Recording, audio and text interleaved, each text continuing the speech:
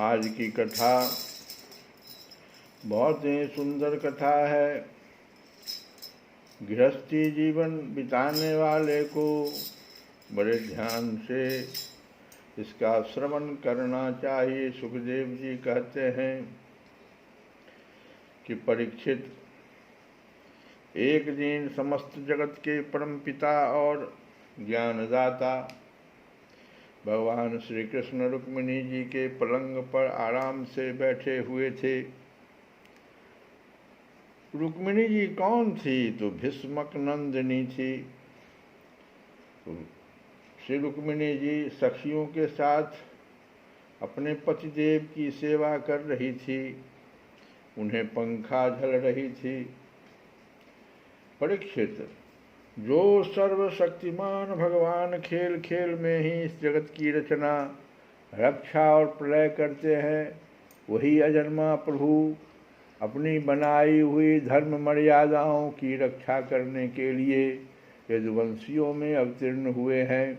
रुक्मिणी जी का महल बड़ा ही सुंदर था। उसमें ऐसे ऐसे चंदोवे तने हुए थे जिनमें मोतियों की लड़ियों की झालरें लटक रही थी, मणियों के दीपक जगमगा रहे थे, बेला चमेली के फूल और हार महक महक कर रहे थे, महक रहे थे। फूलों पर झुंड के झुंड भौरे गुंजार कर रहे थे। सुंदर सुंदर झरोखों की जालियों में से चंद्रमा की शुभ्र किरणें महल के भीतर छिटक रही थी। उद्यान में पारिजात के उपवन की सुगंध लेकर मंद मंद शीतल वायु चल रही थी। झरोखों की जालियों में से अगर के धूप का धुआं बाहर निकल रहा था। ऐसे महल में दूध के फेन के समान कोमल और उज्ज्वल बिछौनों से युक्त सुंदर पलंग पर भगवान श्री कृष्ण बड़े आनंद से विराजमान थे और रुक्मिणी जी की त्रिलोकी के स्वामी को पति रूप में प्राप्त करके उनकी सेवा कर रही थी। रुक्मिणी जी ने अपनी सखी के हाथ से वह चमर ले लिया जिसमें रत्नों की डांडी लगी हुई थी और परम रूपवती लक्ष्मी रूपनी देवी रुक्मिणी जी उसे डुला डुला कर भगवान की सेवा करने लगी। उनके कर कमलों में जराऊ अंगूठियाँ, कंगन और चमर शोभा पा रहे थे। चरणों में मणिजटित पायजेब रुंझुन रुंझुन कर रहे थे। अंचल के नीचे छिपे हुए केसर की लालिमा से हार लाल लाल जान पड़ता था और चमक रहा था। बहुमूल्य करधनी की लड़ियां भी लटक रही थी। इस प्रकार वे भगवान के पास ही रहकर उनकी सेवा में संलग्न थी। रुक्मिणी जी की घुंघराली अलकें कानों के कुंडल और गले के स्वर्णहार अत्यंत विलक्षण थे। उनके मुखचंद्र से मुस्कुराहट की अमृत वर्षा हो रही थी। वे ये रुक्मिणी जी अलौकिक रूप लावण्यवती लक्ष्मी जी ही तो हैं। उन्होंने जब देखा कि भगवान ने लीला के लिए मनुष्य का सा शरीर ग्रहण किया है, तब उन्होंने भी उनके अनुरूप रूप प्रकट कर लिया। भगवान श्री कृष्ण यह देखकर बहुत प्रसन्न हुए कि रुक्मिणी जी मेरे परायण हैं, मेरी अनन्य प्रेयसी हैं। तब उन्होंने बड़े प्रेम से मुस्कुराते हुए उनसे कहा।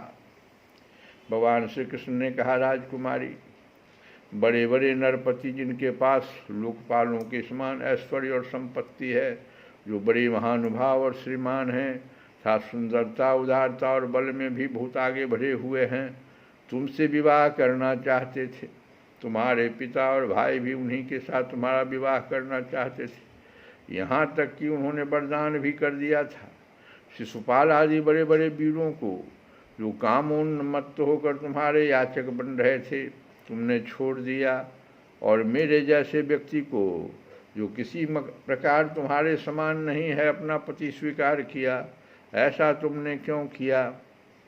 सुंदरी, देखो, हम जरासंध आदि राजाओं से डरकर समुद्र की शरण में आ बसे। बड़े बड़े बलवानों से हमने बैर बांध रखा है, और प्रायः राज सिंहासन के अधिकार से भी हम वंचित ही हैं। सुंदरी, हम किस मार्ग के अनुयायी हैं, हमारा कौन सा मार्ग है, यह भी लोगों को अच्छी तरह मालूम नहीं है। हम लोग लौकिक व्यवहार के भी ठीक ठीक पालन नहीं करते, अनुनय विनय के द्वारा स्त्रियों को रिझाते भी नहीं। जो स्त्रियां हमारे जैसे पुरुषों का अनुसरण करती है, उन्हें प्रायः क्लेश ही क्लेश भोगना पड़ता है। सुंदरी, हम तो सदा के अकिंचन हैं, न तो हमारे पास कभी कुछ था और न रहेगा। ऐसे ही अकिंचन लोगों से हम प्रेम भी करते हैं, और वे लोग भी हमसे प्रेम करते हैं। यही कारण है कि अपने को धनी समझने वाले लोग प्रायः हमसे प्रेम नहीं करते, हमारी सेवा भी नहीं करते। जिनका धन, कुल, ऐश्वर्य, सौंदर्य और आय अपने समान होती है, उन्हीं से विवाह और मित्रता का संबंध करना चाहिए। जो अपने से श्रेष्ठ या अधम हो, उनसे नहीं करना चाहिए।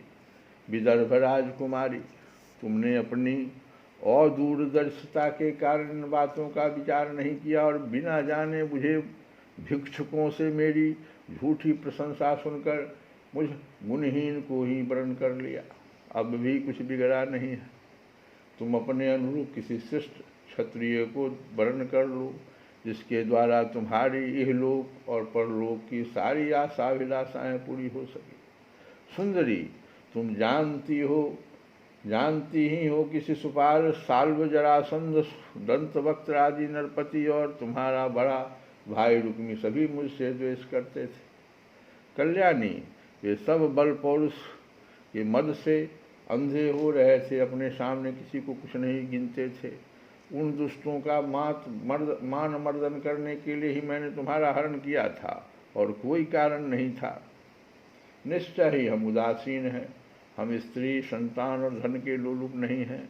निष्क्रिय और देह गेह से संबंध रहित दीप शिखा के समान साक्षी भाव मात्र हैं।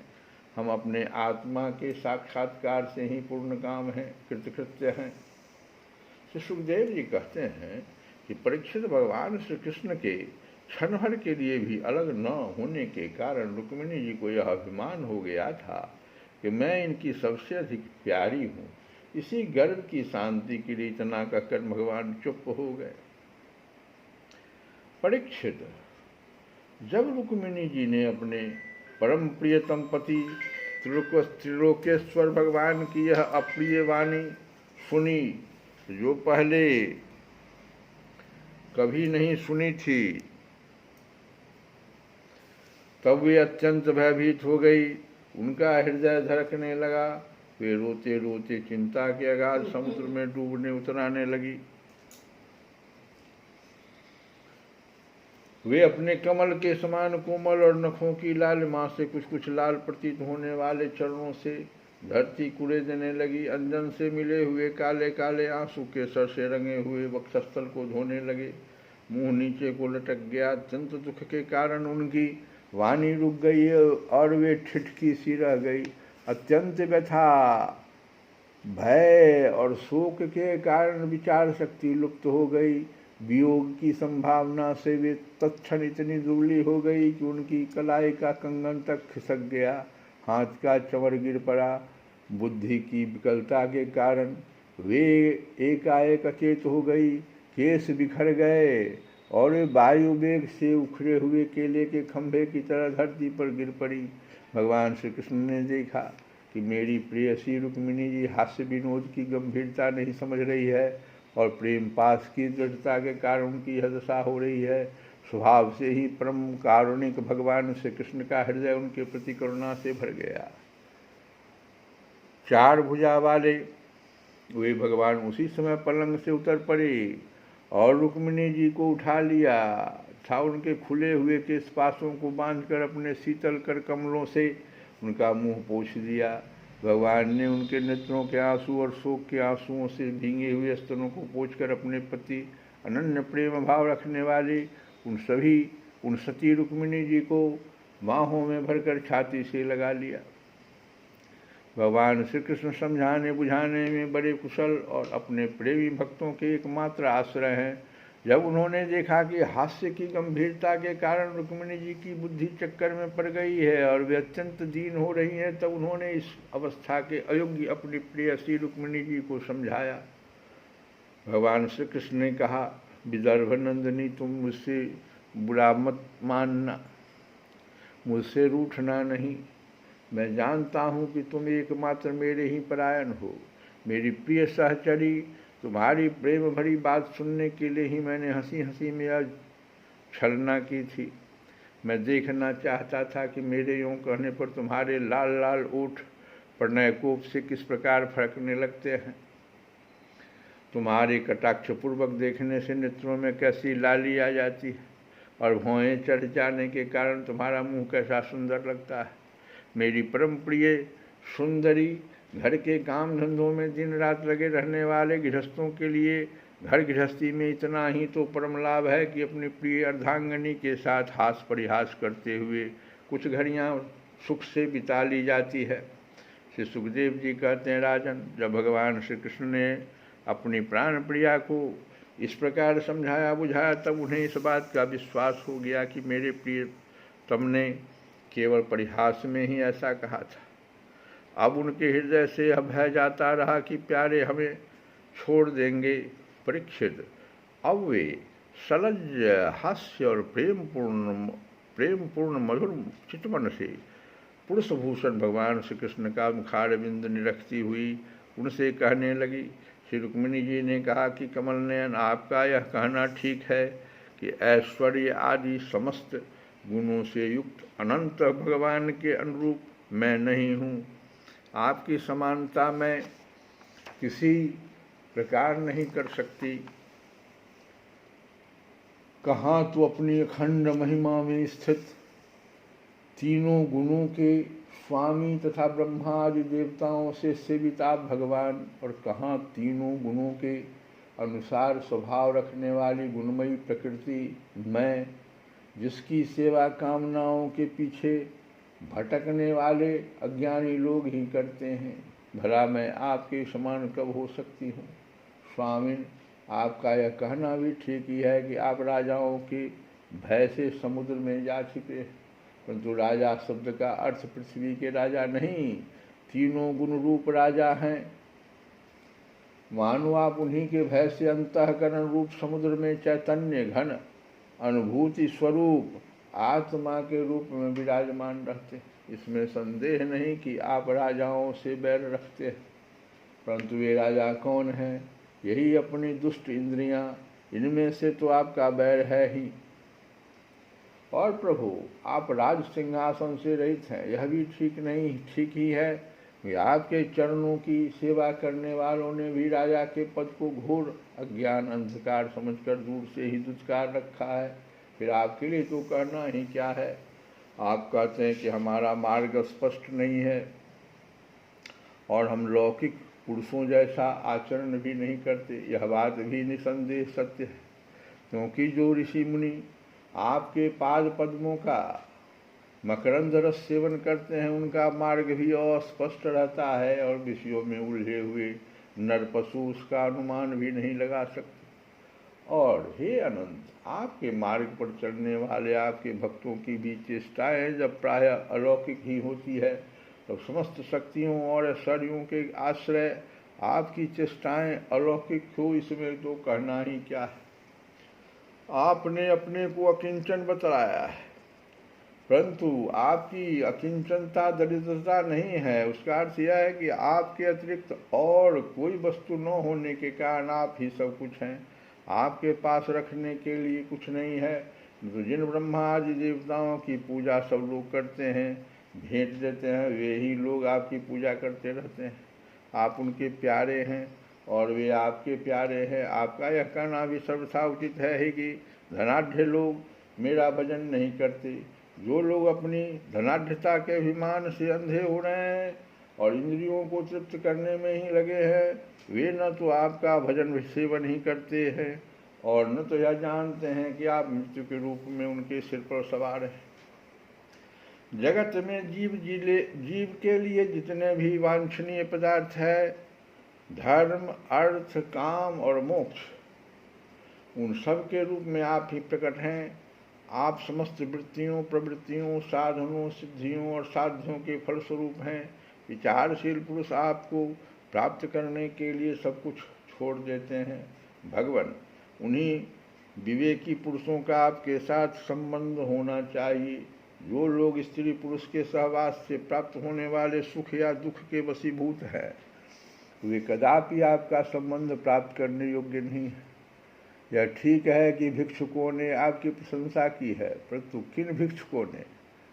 उन परम शांत सन्यासी महात्माओं ने आपकी महिमा और प्रभाव का वर्णन किया है, जिन्होंने अपराधी से अपराधी व्यक्ति को भी दंड न देने का निश्चय कर लिया है।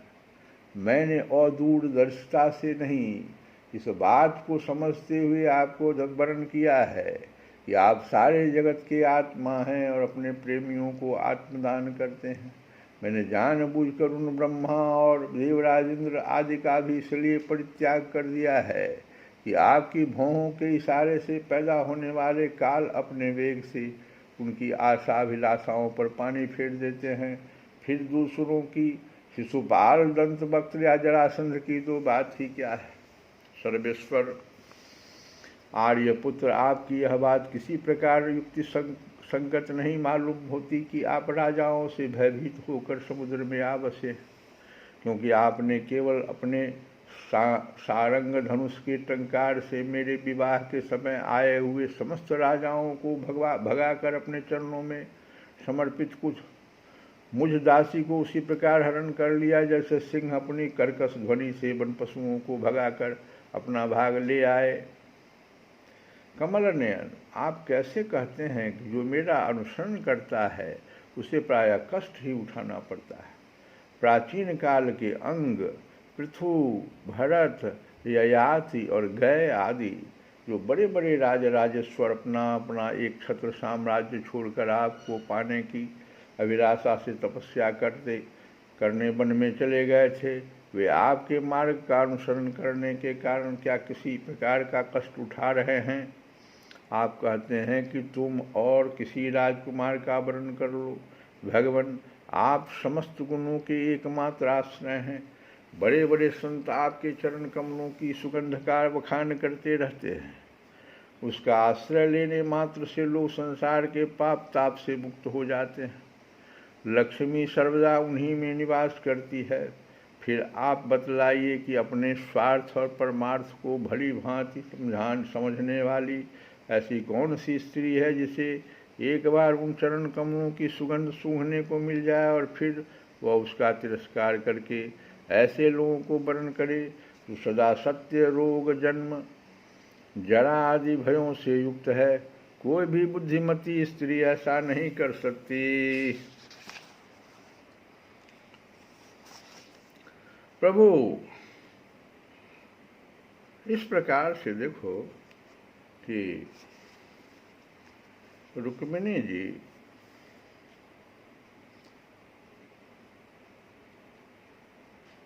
भगवान के द्वारा जो कुछ भी कहा गया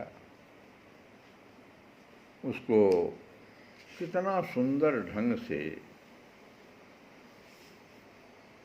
अपनी बात भगवान के सामने रख रही है। अभी आगे और भी कुछ बातों का जवाब वो देगी, लेकिन इस बीच हम लोग एक भजन सुने।